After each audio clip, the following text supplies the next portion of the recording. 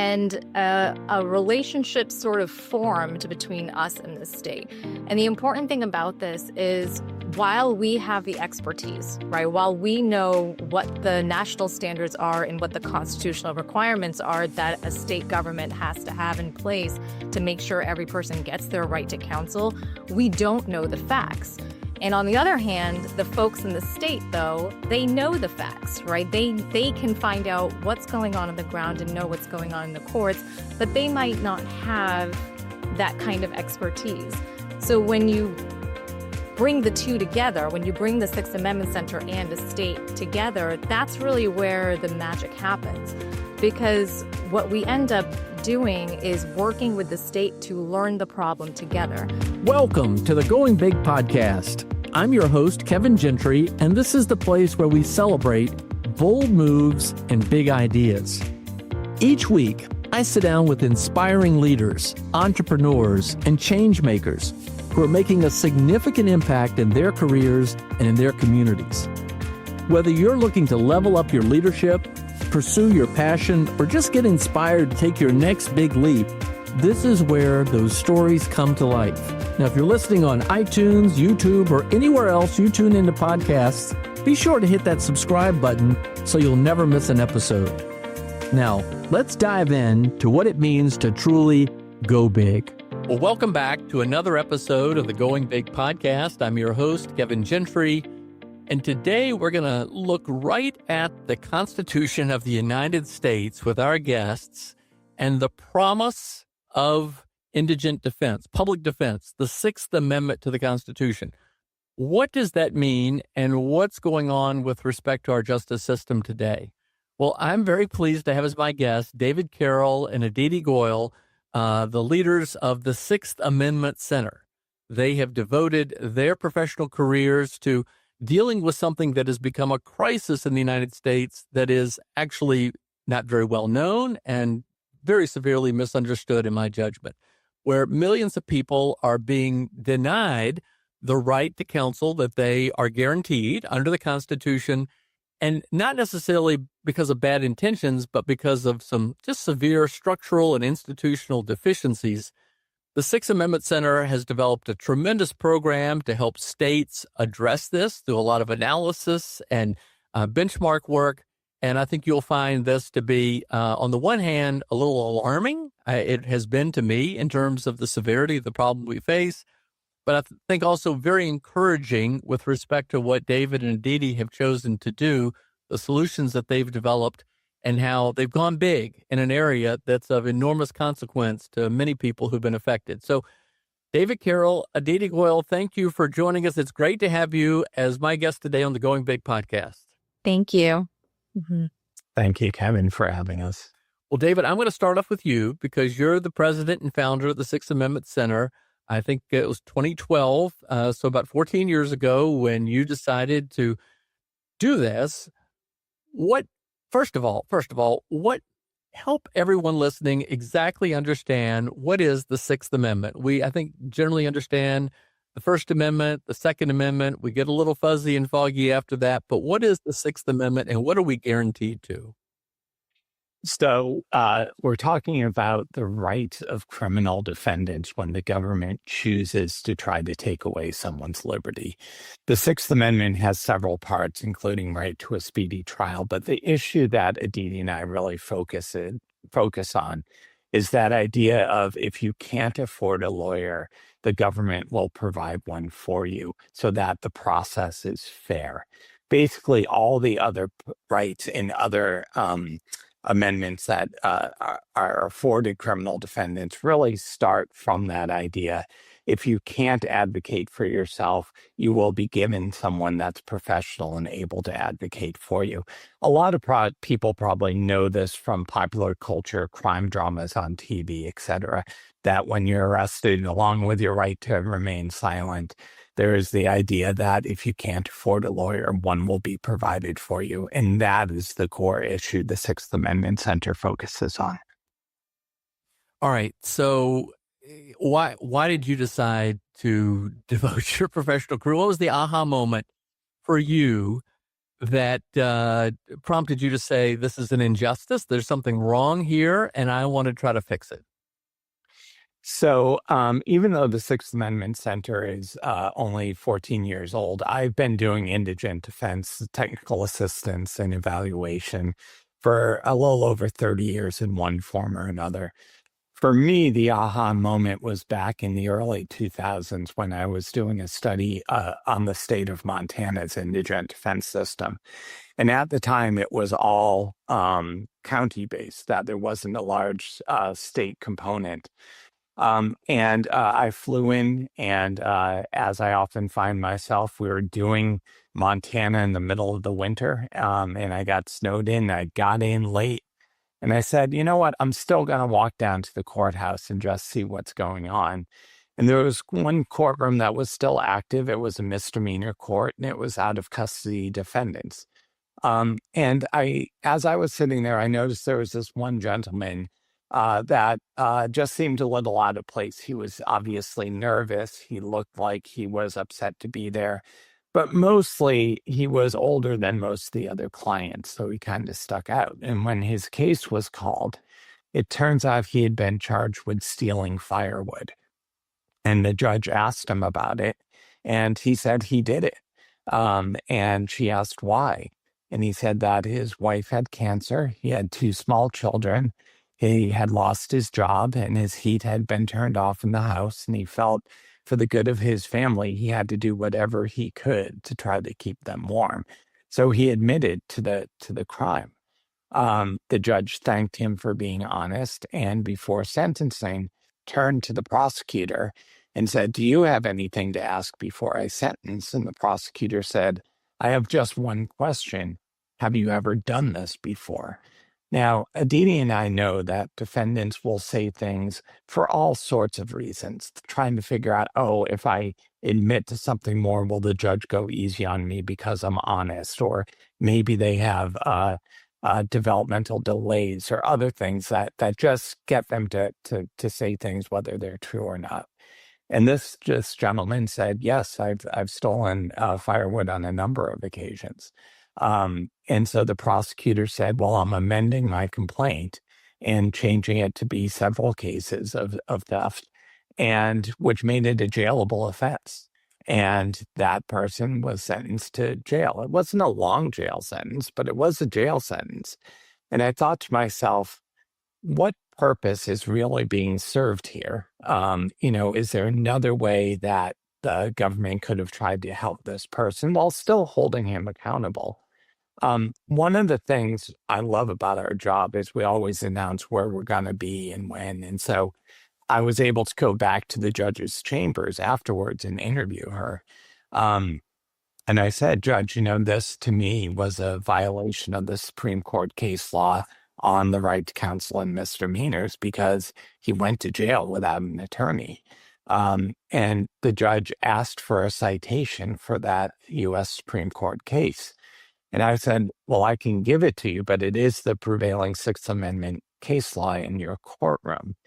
So, Kevin, here's the aha moment for me. I don't think most people know this, because I certainly didn't until I was enmeshed in this work, is in much of the country, you don't need to be a lawyer to be a judge and take away a person's liberty. In fact, in 22 states, there are non-lawyer judges that have the authority to take away a person's liberty. Now, I'm not painting with a broad brush all non-lawyer judges, because I've met many, many that are very caring, up to date on the law and everything. A lot of them come out of social work or law enforcement. They're really good judges. But it doesn't mean that all of them are. And so it really means that you have to have even more guardrails and even more reason why a lawyer is needed to be in the courtroom to protect the rights of the defendant. My final message on this is the other piece of the aha is, to the extent people think about this, I think they think about overworked public defenders with too many cases in our urban centers.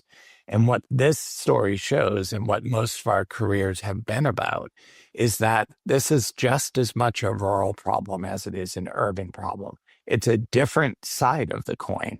But this is where lots of people in rural America are going to jail without ever speaking to an attorney.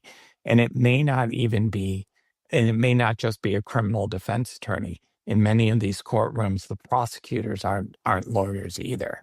And so the Sixth Amendment, to make sure that it's fair when someone's liberty is taken, demands that there be a professional there advocating for the client. Wow. Well, I'm so glad you agreed to join us today. When we first met, I'll confess, other than what little I knew through exposure through typical media and entertainment about the right to counsel, I didn't understand it, and I certainly didn't understand at all and appreciate the severity of the issue. So I'd like to dig into that more today, and then understand the kind of going big approach that you all took to the solution, and what advice you might give to us about thinking about other similar things as well. But Aditi Goel, you're the executive director of the Sixth Amendment Center. You have a background in public defense, a clinical law professor. What prompted you to decide to devote your professional career to this space? Yeah, so before all of that and before becoming a lawyer, I actually had the very end of college, I did an internship as an investigator at the Public Defender Service in DC. And similar to you, I actually had no idea what a public defender was. I didn't even know what the Sixth Amendment was. I was maybe 19, 20 years old. And I did this internship because my psychology professor in college told me this is a good internship if you want to be a forensic psychologist, which is what I wanted to become. And so I went through this training on how to be an investigator. I was a college student. And I was assigned to the juvenile division, which is where, kids under a certain age are at the office. And my first day at the job, it was basically following my attorney who I was shadowing, but following this attorney, this public defender around court while he handled the arraignments, the first court appearances for the kids who had just been arrested the day before. And so I was going in thinking, okay, there'll be some 16-year-olds, 15-year-olds, 17-year-olds, what have you, in custody, and we'll talk to them and talk to their families and be in court. And my first client that I met was this tiny little human. He was 8 years old, sitting in lockup in custody, handcuffed. And I had lived a life privileged enough at that point that I had never seen a child in handcuffs before. And it was one of the most alarming things that I had ever seen. And it was for some very silly offense that I won't go into. But it was one of those things that was alarming to everybody, actually. It was one of those things where there were like whispers in the courtroom about, did you know that there's an 8-year-old in custody? The bailiff was surprised. The court clerks were surprised. It was just very confusing and very surprising that a number of people, a number of adults, a number of people in authority handcuffed an 8-year-old and a child, put him in a cruiser. He had to spend a night in jail in a detention facility and then get brought into court. And here he was sitting in a lockup in a courtroom. And a few hours later, his case gets called and we're in court. And I see the attorney I'm there shadowing. He's the public defender. And he stands up and he just gives the most elaborate argument ever, not needed because everybody had decided anyways that this kid could get released, but just gave this entire argument that paused the court hearings and explained why an 8-year-old child needed to spend his time in a school and needed to spend his time with his family instead of being in lockup and instead of being in custody. And this was my first exposure to a courtroom or to the system in any way. And I remember just thinking that this was the most powerful person in the courtroom. And I did not understand who this person was and who gave this public defender the right and the entitlement to take up space and to carve out time and space to make an argument on behalf of this child and say he needs to be released, right? And the reason for that is that there is a constitutional right to an attorney. There is a Sixth Amendment right to an attorney.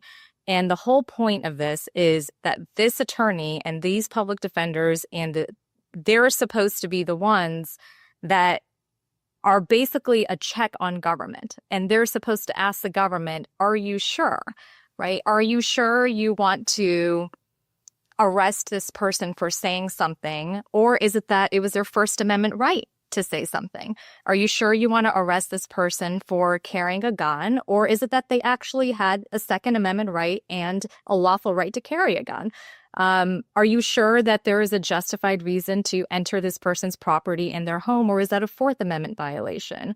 Are you sure that you want to interrogate this person for 3-4 hours? Or does this person actually need to be told that they have a right to an attorney, or it's a Fifth Amendment violation, right? And so there's a really fine line between government power and government overreach, and it can be really difficult and complicated to figure out what that line is. And the whole point of the Sixth Amendment and the Sixth Amendment right to an attorney is to uphold that line and to keep asking in courtrooms throughout the country, are you sure, right? And it's supposed to be something where there is a check on government to just slow down the proceedings and to double check and to make sure that what the government is doing is okay. And it's a rightful use of power. And I just found this entire concept to be so endlessly fascinating that there would be in the Constitution a right that says there needs to be somebody to check us to make sure that this power is being used correctly. And I think that that's just absolutely incredible. And I've been endlessly fascinated since. And I went to law school. I changed careers altogether. And I went to law school to be a public defender. And I became a public defender and then an instructor. And I've been at the Sixth Amendment Center for 5 years now. And it's just been the most incredible experience to be here, because where I was practicing here as a public defender, I was practicing in a really, really good system where there is really good training and excellent supervision and really low workload caps. And so I had time to actually represent my clients. And the work at 6AC has really taken me outside of the bubble of where I practiced and go into other states and go into other courtrooms and understand that that's not really what's happening in most other places. And it's just been the most, it's been a real privilege really to be able to work in other states and other places to be able to help their systems ensure that there is a right to counsel there.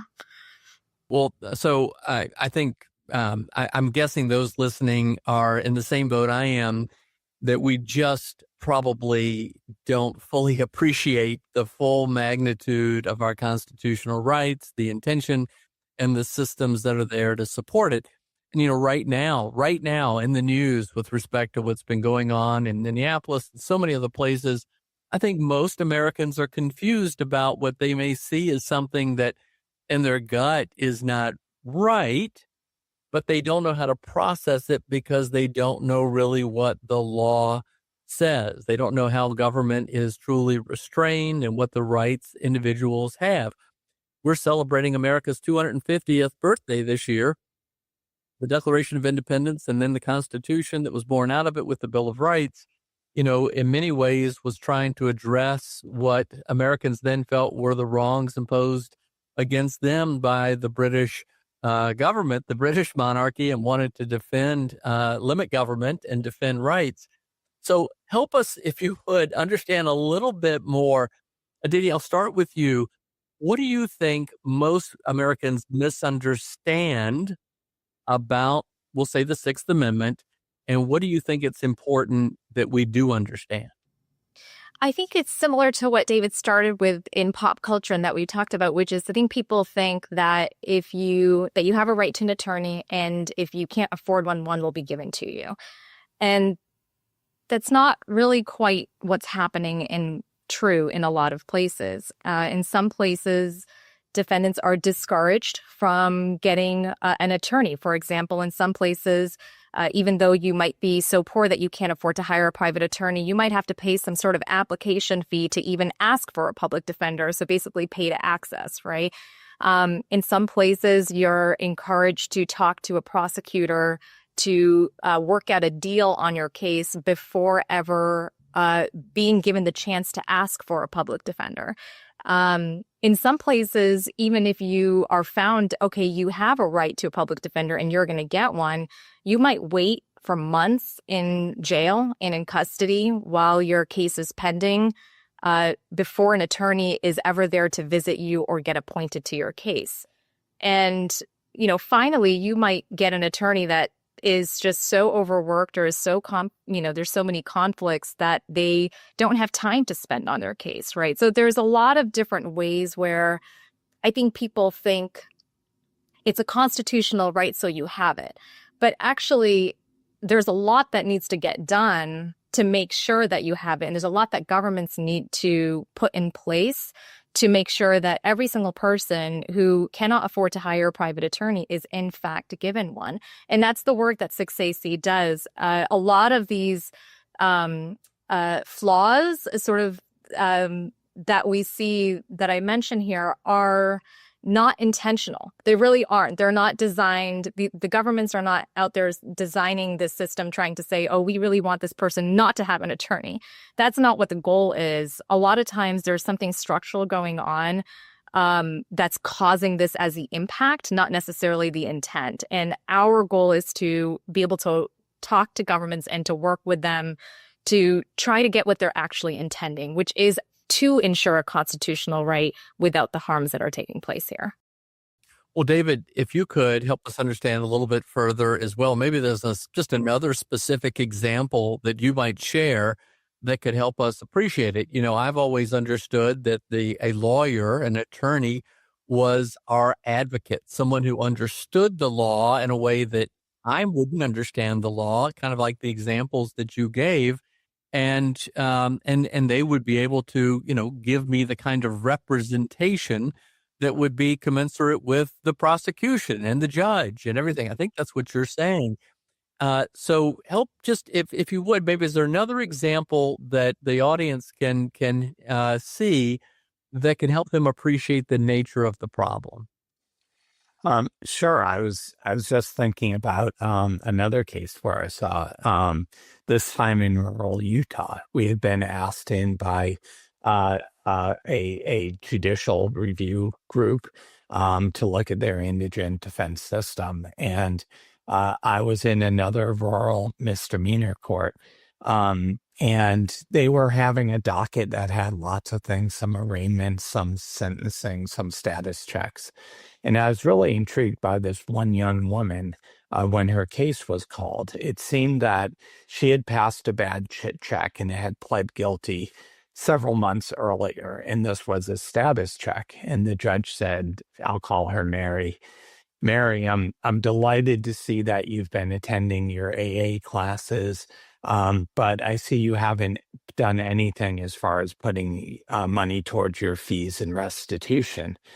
And she said, Judge, I would like to go to jail.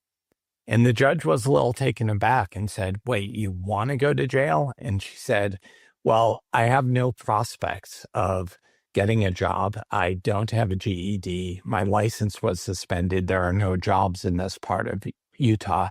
I don't want to pretend coming back here month after month after month that I'm going to pay these fees when I can't. And the judge said, well, no one wants to go to jail. Do you have any issues with depression or anything? And she said, Judge, I don't know. I don't have health insurance. I've never been screened. I don't know. So the judge thought about it for a second and said, well, if I put you in jail, you will be screened and you'll get both, physical and mental health and have access to things. The only problem is they'll do a urinalysis. Are they going to find anything? And she said, Judge, to be honest, there'll probably be a little THC and maybe some alcohol. And he said, well, okay, then jail is really the place for you. Come on through, bailiff, take her to jail. And so I talked to that judge after that hearing too, and I asked him specifically about the case. And not to get in the weeds, but there's a Sixth Amendment case law from the U.S. Supreme Court that says even if the punishment is suspended, that says, you're not going to go to jail today, but you'll be on probation. You can't do that unless someone has been given the opportunity for a lawyer. So I said, all those months ago when she pled, did she have a lawyer?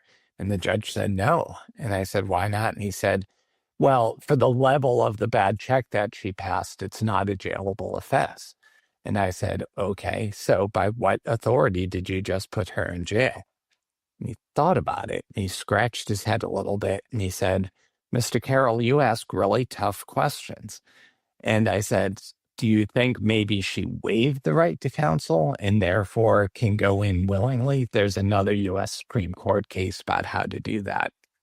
And he said, yes, that's what I think. And I said, even though you diagnosed her as being depressed and she admitted in court that she was on drugs and alcohol. And he said, yeah, we better get her out of jail. And again, in this case, there was not a prosecutor in the courtroom. The judge was not a lawyer. There was not a public defender in that courtroom. I later interviewed the public defender that had a contract for that case, for that courtroom. And he said, they pay me so little money, I can't afford to go to status hearings. People are on their own. And I want to underscore one piece of this, Kevin, is because I think it's really important for your audience, is this judge was very caring. He was trying to get her help. He was, there wasn't access to medical care and mental health care on the outside. And so he was willing to put her in jail for that reason. And I think most people are, if they think about this issue, certainly a lot of other advocacy groups, I think there's this sense of there's malicious intent on everybody involved in the criminal justice system to put people in jail. And it's just not the case. In a lot of places, you don't, when Aditi came out of law school, you're not trained to be a public defender or a judge or a prosecutor. You learn the culture you're thrown into.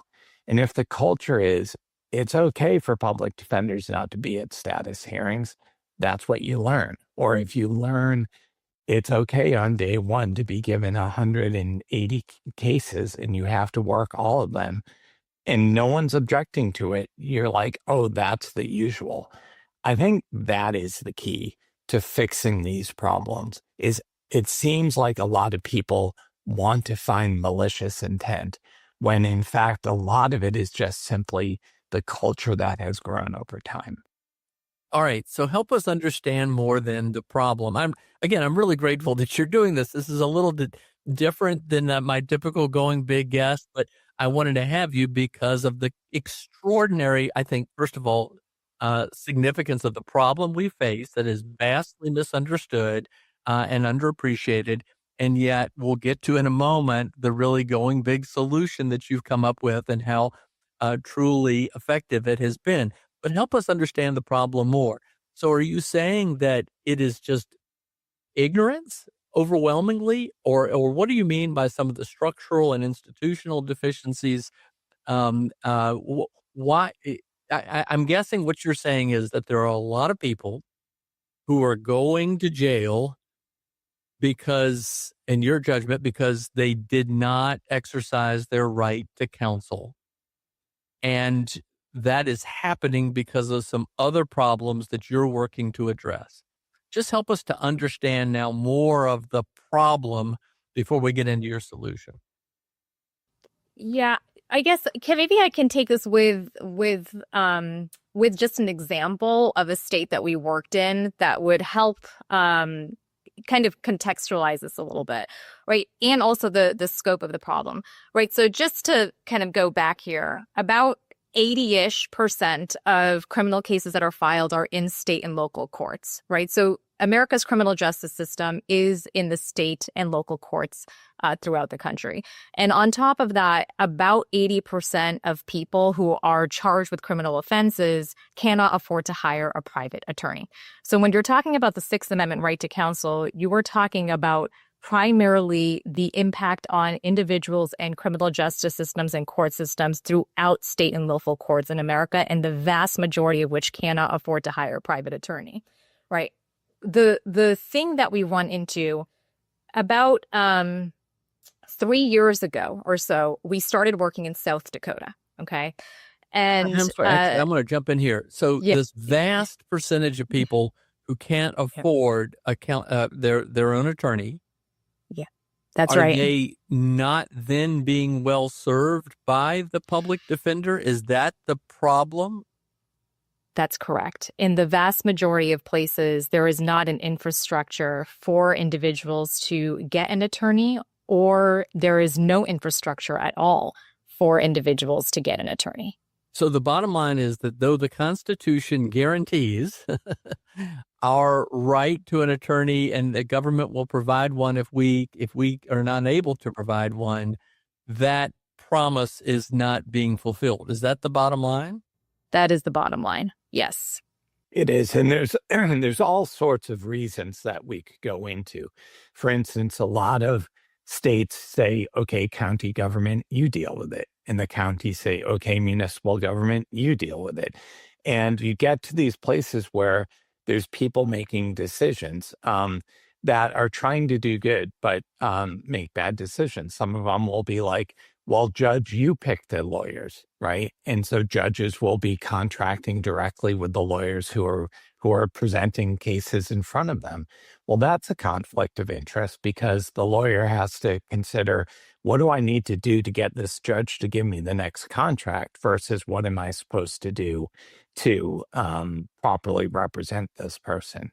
Another instance could be you get a contract for an unlimited number of cases. No matter how many cases that come into this courtroom, you get the same amount of money. Well, then there's a financial incentive for the lawyer to dispose of the cases as quickly as possible because he's being paid the same amount, whether he took all the cases to trial or got rid of them on day one. There's lots of these systemic built-in problems that have been there for decades and decades, and those are some of the things that we're always trying to uncover and show to the policymakers in the state. Okay. Well, now I want to shift to the solution, but in just a moment, right? Because you're helping us understand the precise problem you're working to address, and then the solution that you've come up with. And thank you very much for doing that. But again, for the benefit, I'll say, of our audience, but frankly, the benefit of me too, because I still don't understand the full severity of this. Because you mentioned earlier, Aditi, that the vast majority of criminal defendants are in our state and local courts, and the vast majority of them are unable to hire their own counsel, but yet the public defender system is failing them. I know that's hard to quantify, and you've given some stories that help bring it to life. But how would both of you, and Aditi, I'll let you go first, just help our audience understand the full severity of this? Is this a big problem? Are there thousands of people, tens of thousands, hundreds of thousands of people not being adequately represented? How would you describe it in a way that we can truly and easily and better understand the consequential nature of this? The problem is massive. It affects thousands of people throughout the country in state and local courtrooms everywhere.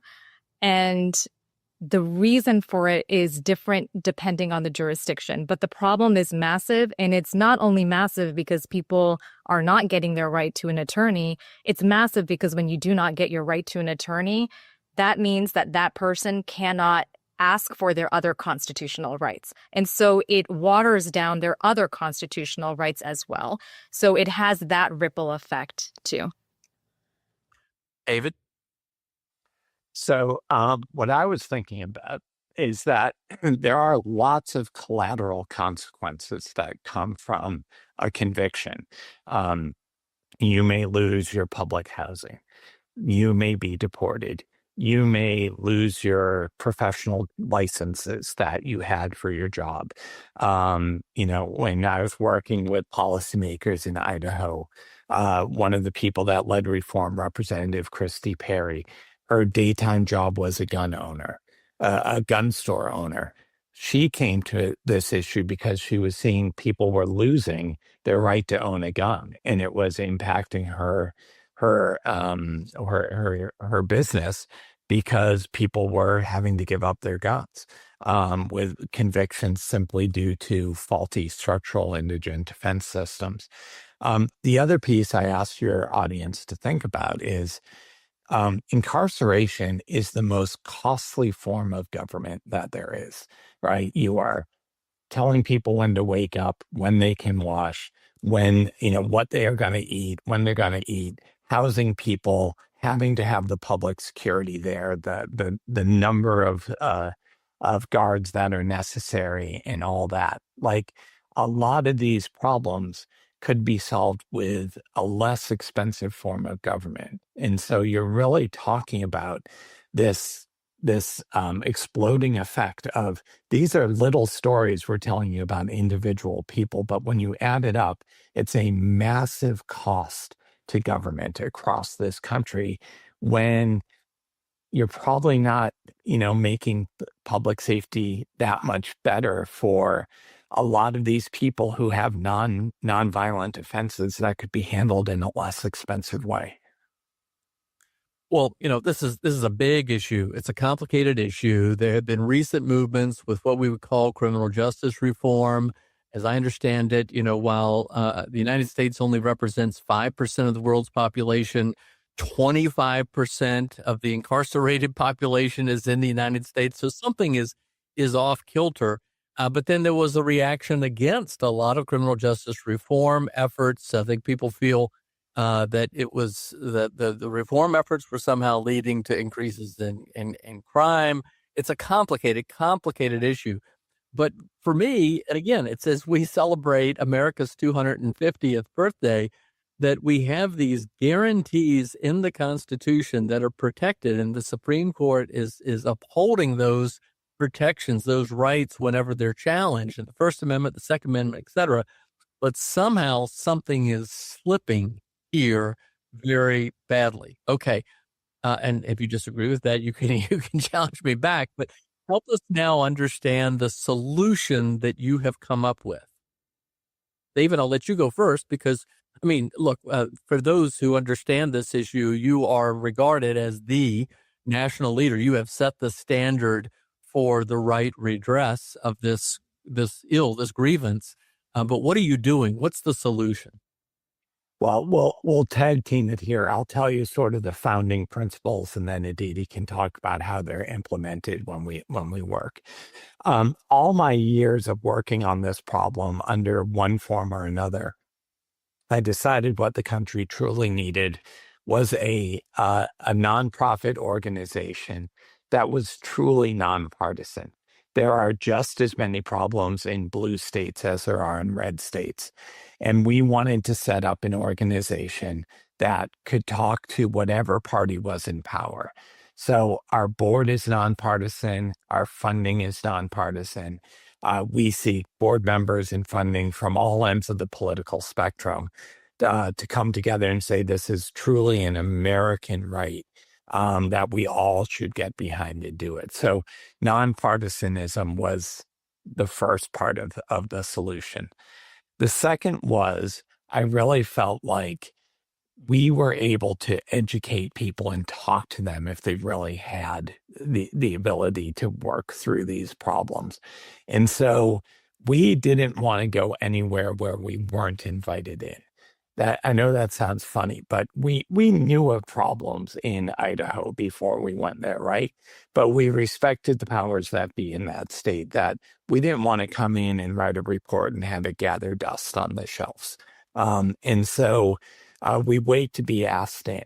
And in return for that, we say, for inviting us in and letting us look around, we will promise that we will never litigate these problems. If you let us in, we find problems in your system.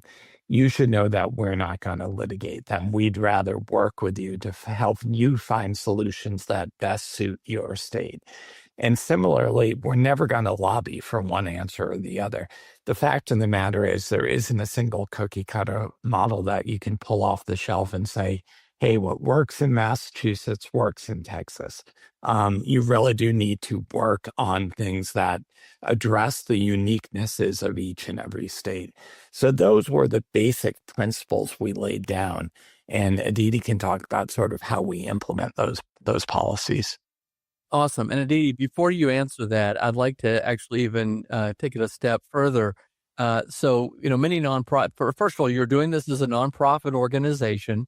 Frankly, many nonprofits often try to do too much. I think we all know that, acknowledge that. Some try to boil the ocean, to use that old phrase. You all have you're taking on a massive problem, but you have a very narrow focus in terms of how you're addressing it, and it seems to have worked effectively. How important is a strict discipline and adherence to that approach the key to what you all have been able to do? I think it's very important. The thing with public defense and the thing with the right to counsel, and you mentioned this earlier, is that it is overlooked, right? There's a reason why I didn't know about this issue before I was exposed to it, or that, Kevin, you didn't know about this issue before you were exposed to it. It is not a very known issue. And for that reason, it is important that there be a nonprofit that exclusively focuses on this issue, because a lot of criminal justice, and we talked about it, but criminal justice starts with indigent defense. It's going to be impossible to see the first, second, fourth, fifth, sixth, and eighth amendments actually come to fruition and be realized if there is not a constitutional right to an attorney. And because the issue is that important, it is important that this remain exclusively focused, even though it can be difficult to do that as a criminal justice organization. But the issue warrants it, and it deserves it. And it's that massive and that important that it warrants that kind of dedicated energy. Now, you'll focus on particular states at a time where, as you say, you're welcomed in. Are you at liberty to just describe either maybe a specific state, or maybe you could just do it without naming the state? But how does it work? Give us a sense for what happens when the problem is identified, you're welcomed in, and then you help them in partnership get to a better spot. Yeah, maybe generally can speak to this. We were recently welcomed into the state of South Dakota. Just about 3 years ago, the state was dealing with a lot of, the state wasn't funding public defense, right? And what that meant was it required the county governments and the local governments to say, you need to fund this entire right to counsel.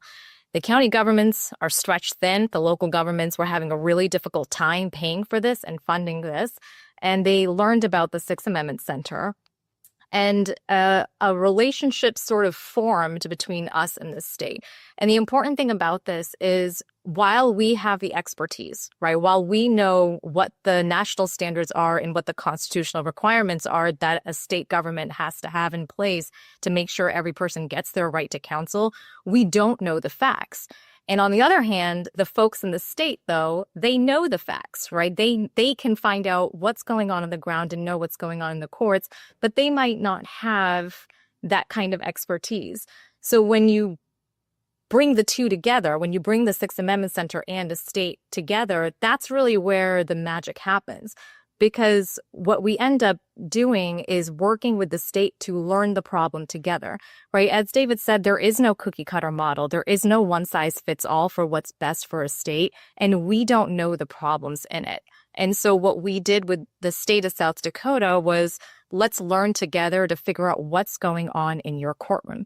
So the state Supreme Court formed a task force that was representative. It was an incredible task force. Representative had legislators on it, judges, public defenders, private attorneys, members from the prosecutor's office on it. And really spent about several months doing listening sessions throughout the state, conducting surveys, and trying to figure out what was going on. Why were these county governments having such a difficult time trying to provide an attorney to indigent people? And a big reason is there's one law school in the state. The county governments, every single one of the 66 counties had to figure out how to fund this. And they were all sort of competing with each other for the attorneys. And the attorneys were driving around from one county to another hours at a time, trying to make it to court. And they were losing money doing so. So it was just, they weren't able to, it was a supply and demand issue to a certain respect, right? It was very difficult for them to actually meet this right. But we started learning about this. We started learning about other issues. And the task force at the end, and we really guided them throughout the way, and they really took the lead. And at the end, they decided by the end of the task force, we're going to create for the very first time a state oversight entity that's charged with making sure that every single person gets their right to counsel. We're going to create a state appellate defender office, which is the very first state office to ever provide any kind of direct representation and actually represent clients. And we're going to ask the Sixth Amendment Center to do a comprehensive study to understand the depth of the problem that we are trying to solve. And that this study will inform the newly created commission on how it can continue making sure that people are provided their right to counsel. They've taken an incredible incremental approach. The commission's been up and running for about 2.5 years now. The state office is as well. And they are brick by brick laying the foundation for what will hopefully be a very strong oversight commission and a very strong system to be able to make sure that the problems that they were dealing with no longer exist, but with an understanding that it'll take some time to get there. So we really provide our guidance and our expertise along the way, but the credit really goes to the leaders in South Dakota, actually. They were the ones, that principle that David was talking about, the desire has to come from within. You have to want us to be there, right? And that is that they want to fix this problem. They really deserve the credit, because without their leadership from the state Supreme Court, from the state legislature, and Governor Kristi Noem's office, I mean, they signed the legislation really trying to provide this right. Without that kind of all three branch government leadership, this wouldn't have happened. And so how it happens is a lot to do with the folks in the state and the people and the leaders in the state. All right. Well, I want to begin to wrap this up and take it through the lens of going big in the manner that you'll have. I have a couple of quick questions that I think will help bring it together, and then I'll direct these specific questions in terms of how we can learn from you. First of all, just to be clear, is anyone else really working on the Sixth Amendment? So there certainly are other groups. They take different approaches. One I'll just name because I think they've accomplished a lot in their approach. The ACLU often brings big systemic lawsuits to states that aren't upholding the Sixth Amendment. It's a little bit of they take that approach of we're gonna force this versus where we're more like we want to help. I think there's good and bad about that approach, and they would probably say the same thing about us.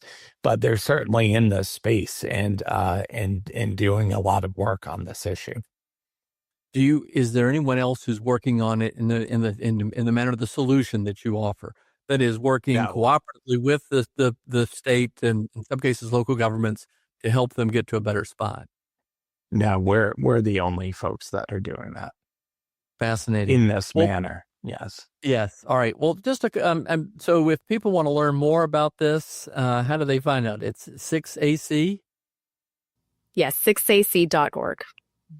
Well, again, this is fascinating, and we could go on a lot longer, I think. And I think we're just beginning to scratch the surface for our audience and me to understand the nature and severity of the problem and the possible solutions. And again, I think it's a little mind-boggling that we have this constitutional guarantee that we're just not living up to the promise of. I mean, there are plenty of other areas as well, but this is such a glaring gap. So help us understand a little bit about how you think about dedication and leadership, how you think about taking your special gifts that you each have from your experiences, your passions, your principles, your values, and applying it in this space. What advice would you give to anyone listening that either might be interested in this similar space too, but might be interested in some other area where they see an injustice or problem or a threat that they'd like to see addressed, perhaps through a nonprofit organization, let me just say through a solution that is practical, because you'll have come up with a solution to the problem that seems to be making a difference. David, you started this, and you've got a chance to look back on this. What advice would you give to anyone listening about how they may think in a similar manner as you have? So I think when you look back on it, it seems like this was well planned out and thought through, and it came through in one complete box, and it just had to be open and done. That was far from it. I think it is scary to start a new business, right? My wife and I had 2 young kids at the time. We're thinking about security and other things. Have I thought through everything? How do I do this? And I was asking everybody under the sun, how do you do this? Am I thinking of everything? Blah, blah, blah. And one friend who's a professor at George Washington University said, have I ever told you about the story of my friend that bicycled across the country? And I was like, no, I don't think I've ever heard this story. And he said, yeah, he decided to bike across the country. And when he got all the way across, a newspaper reporter or something said, so how much did you train to be able to do this? And he said, oh, I got fit along the way. And that's really sort of the theory of the Sixth Amendment Center. It's like, take that first step. You can't possibly know everything that you're going to encounter. You can overthink this. You have a nugget of an idea. Trust yourself. Take that first step. I think we're seeing a lot of young kids coming out of both law school and undergraduate who are very passionate about the criminal justice system on all sides of the political spectrum, and they don't know how to start, and they are constantly asking me, how did this start? And it's like, I took the first step. You just have to start somewhere. Don't think you're going to start at the top of the ladder. Just get involved, start working, start learning as much as you can about it. I was 15, 16 years doing this before I started the Sixth Amendment Center. I had to be humble and learn and figure out the problem, but you just have to start and take that first step. Well, Aditi, as you look forward into the future in terms of how to lead this effort further, how do you think about this, and what advice would you give to those who might like to apply their gifts as you have? Oh, I think the advice I go is just never stop learning, right? I mean, there's so much that I have. I've been an attorney for 13 years, and I'm still learning so much. And I think right now there's a lot of mental traps people can get in, making assumptions about what a place might be like, what a job might be like, whether a certain area will welcome you in, or and it's just, there's a lot of assumptions. There's a lot of fears that people kind of are held back by. And I think my advice is just continue learning, and you don't have to overplan. You don't have to overthink it. Just go do the thing, try to learn as much as you can from it. And when you're ready to go, right? Go do something else, go try something else. But it's okay to not have everything planned out, and to just kind of go with the force of where things take you, and to be open-minded along the way, and be curious and open-minded along the way. Whatever your passion is, just remain curious. And it doesn't matter how far you are into your career, just continually remain curious, I think is important. Well, again, really applaud your sense of service and dedication and how you both step forward in leadership. So here's the final question I'd ask to each of you. Aditi, I'll go with you first, and then David, I'll let you, as the founder of the Sixth Amendment Center, close this out. What other advice would you give to folks listening who may feel passionate about a cause? Again, they see an injustice where they want to right that wrong, and they may want to do it through a nonprofit organization, or maybe they want to do it through a business. They want to do it through some endeavor that's going to address it. How would you recommend that they think about assessing risk, taking risks? Each of you took professional risks. You take political risks. You take financial risks. Or you can also address the question of how you can look to seeking the advice and counsel and wisdom of others, maybe as mentors. If you would answer either or both of those questions, but again, some final advice to those listening on what you think is important, how to think about devoting your life to a much more meaningful and purposeful contribution in the manner that you all have. So, Aditi, I'll let you go first. And Aditi, again, thank you for what you're doing at the Sixth Amendment Center. Oh, of course, Kevin. Thanks for having us. I have been very lucky to have incredible supervisors along the way throughout my career. I really am, and I do think about that quite often. And I've just been lucky to have people that have really demonstrated themselves living a life that is bigger than themselves, right? And I do think it's important to have some part of your life. It might not be your job, it might not be something, but just do something that is bigger than yourself can keep you actually very grounded, and to believe in something that's bigger than yourself can be very grounding. I think the thing that I've learned from a lot of my supervisors that I've been very lucky to have, present company included with David, is they're very mission focused. I have been very lucky to have mission focused supervisors and people I've looked up to, which is they do not make it about you. Like, they do not make it about themselves, and they do not make it about you or personalize it so much. And they really keep the focus of it, the cause. And if it's a cause you believe in, and it's a mission that you really value, I do think that the other stuff will kind of just fall into place. And I know that's not maybe the most comforting advice, but I do feel like if you feel there is a cause that you believe in, and that you keep that as your North Star, and that there's a good reason for it, other things do fall into place, and you will get connected, hopefully, with the right people. For anybody out there who's interested in the Sixth Amendment right to counsel, please reach out to us. I mean, I would love to talk to you. I think David would love to talk to you. I think it's an important issue, and keep the mission at heart is really, really important. Yeah. Thank you. Excellent, Aditi. All right, David, close us out. So, one of the things that I think is really, really important for people to know is that been doing it 30 years, been to all 50 states in some capacity or another. I would say 97% of the people I encounter, whether they're sheriffs, whether they're legislators, whether they're judges, got into government for the right reasons. They want to do well by their community.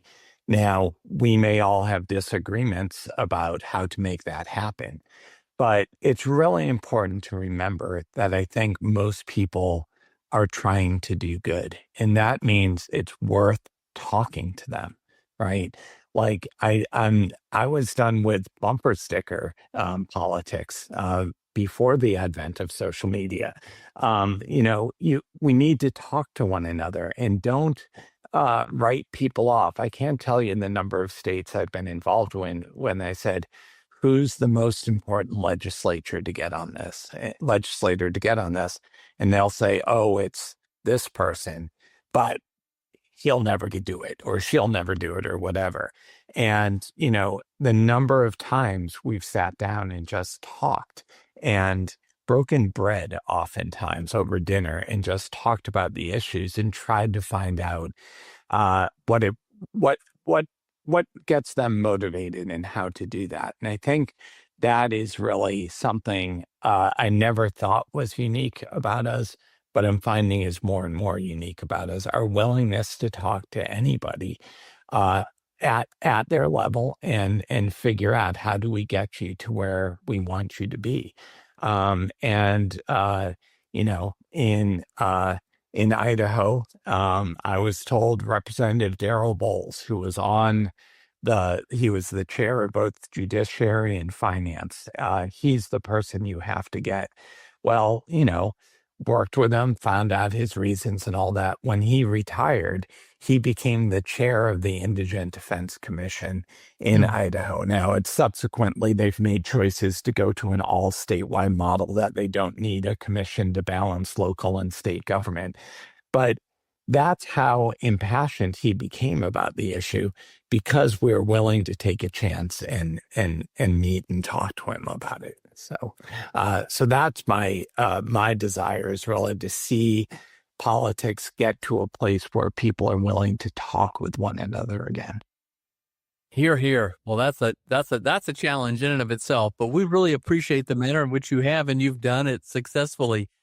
David Carroll, Aditi Goel, thank you so much for what you're doing at the Sixth Amendment Center. Ladies and gentlemen, check them out. And I would especially encourage you at this moment, as we celebrate America's 250th, to dig back in about the intent the founders of our nation had in terms of protecting our liberties and limiting government to its rightful role, and understanding how we can continue to speak out in favor of the same intentions that they had to ensure that everyone does enjoy the promises of the American dream. So thank you. Thank you so much for being with us today. Thanks for tuning in to the Going Big podcast. I hope today's conversation left you feeling energized and ready to tackle your biggest goals. Don't forget to subscribe and leave us a review on iTunes, YouTube, or wherever you listen to podcasts. It really helps spread the word, and it gets these inspiring stories out to more people. You can also find more content, resources, and updates at our website, goingbigpodcast.com. Remember, the only limits are the ones you don't challenge, the limits that you impose on yourself. Keep pushing, keep growing, and above all, keep going big. See you next time on the Going Big podcast.